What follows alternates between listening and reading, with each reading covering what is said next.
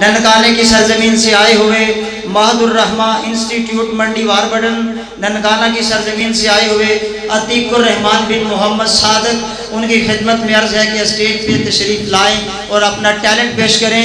عتیق الرحمن بن محمد صادق۔ نحمده ونصلي على رسوله الكريم أما بعد فأعوذ بالله من الشيطان الرجيم بسم الله الرحمن الرحيم لقد من الله على المؤمنين إذ بعث فيهم رسولا۔ یہ کون طائر سدرا سے ہم کلام آیا، جہاں خاک کو پھر عرش کا سلام آیا۔ جبی بھی سجدہ طلب ہے یہ کیسا مقام آیا، زباں پہ بارے خدایا یہ کس کا نام آیا، کہ میرے نطق نے بوسے میری زباں کے لیے۔ لائی کے صد مہمانان گرامی اور معزز سامعین ذی احترام، آج جس پر نور عنوان نے مجھے شرف سخن بخشا، اسے اہل قلم و کرتاس نے کچھ یوں قلم بند کیا۔ سیرت النبی صلی اللہ علیہ وسلم۔ حاضرین محفل، عنوان سیرت النبی ہر دور میں اترا امتیاز تھا، جس کے حصول میں اول و آخر کئی نابغہ روزگار شخصیات نے جد و جہد کی۔ ہر ایک اپنی تمام تر صلاحیت سے لیے اس بحر بے کنار میں غوطہ زن ہوا، مگر اس کی بے پایہ وسعت اپنے نئے زاویوں کے ساتھ متحیر کرتی رہی۔ یہاں اس چمنستان سیرت کے کئی گوشے تھے، میں سوچ و بچار میں مگن تھا کہ کس باب کے کس ورق کو پلٹوں، افکار و نظریات کا باب کھولوں یا اخلاق و کردار کا، شجاعت و بصالت کی سرگزش کروں یا طہارت و پاکیزگی کی، خون کے پیاسوں کے ساتھ محبت و شفقت کو موضوع سخن بناؤں، یا دوست و احباب کے ساتھ بے مثل تعلقات کا تجزیہ کروں، کہ اسی اثناء میں کسی شاعر کے یہ اشعار میری سماعتوں سے ٹکرائے۔ لے کے آ جائے اگر تخت سلیماں کوئی، آپ سے بڑھ کر معزز نہ ہو انسان کوئی، بحر زخار کو کوزے میں سمیٹے کیوں کر، کیسے تعریف لکھے آپ کی سخنداں کوئی۔ حاضرین محفل، میرے پیغمبر وہ پیغمبر ہیں جن کی حیات طیبہ کا ہر گوشہ تابناک، ہر پہلو تربار اور ہر لمحہ ہدایت و رہنمائی کا آئینہ ہے۔ آپ کی رفعت و عظمت کی بات آئی تو قرآن بول اٹھا، ورفعنا لک ذکرک۔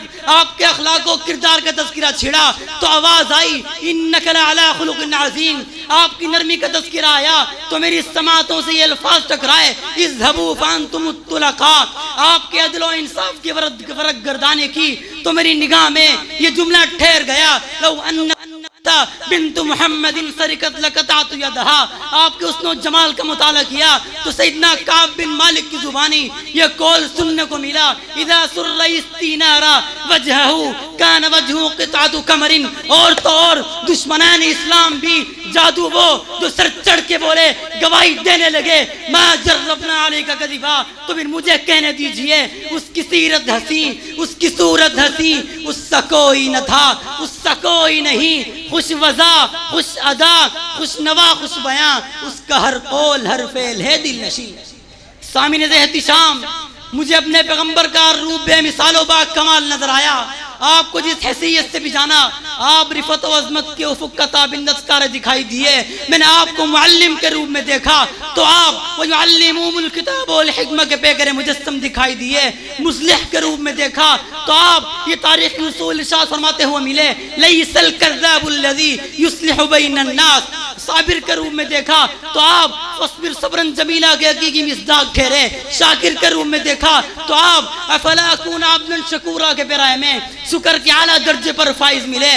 راضی برضا رہنے والے کے روپ میں دیکھا تو آپ اپنے لخت جگر ابراہیم کی وفات پر ان العین تدمع والقلب یحزن ولا نقول الا ما یرضى ربنا کے الفاظ زبان سے ادا کر دینا گرائے۔ جس نے سکان زمین کو عشق کا پرچم دیا، جس نے سکان زمین کو عشق کا پرچم دیا، جس نے سکان زمین کو عشق کا پرچم دیا، بجلیوں کی عزت میں وہ باغباں کون تھا، پتھروں کے زخم کھا کر دعائیں جس نے دی، ایسا پھر شیریں سخن شیریں بیاں کون تھا؟ ہاں ہاں ارباب فکر، اگر دامان وقت کی تنگی میرے افکار کی رو میں رکاوٹ نہ ہوتی تو آپ کے سامنے حیات طیبہ کے ایسے ایسے نقوش اجاگر کرتا جس سے آپ کے سامنے محبت نبی کے ایسے ایسے نقوش اجاگر کرتا جس سے آپ کے کلزم محبت نبی میں تلاطم برپا ہو جاتا، مگر میں وقت کی رفتار کے ہاتھوں مجبور ہوں اور بحر زخار کو کوزے میں سمیٹتے ہوئے فقط اتنا ہی کہنا چاہوں گا، میرے پیغمبر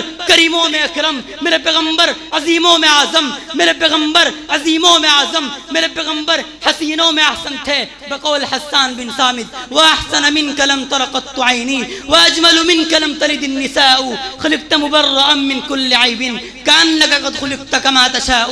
ہاں ہاں تھکی ہے فکر رساں مدح باقی ہے، قلب ہے آبلا پا مدح باقی ہے، عمر تمام لکھا مدح باقی ہے، ورق تمام ہوا مدح باقی ہے۔ هذا ما عندي والله اعلم بالصواب۔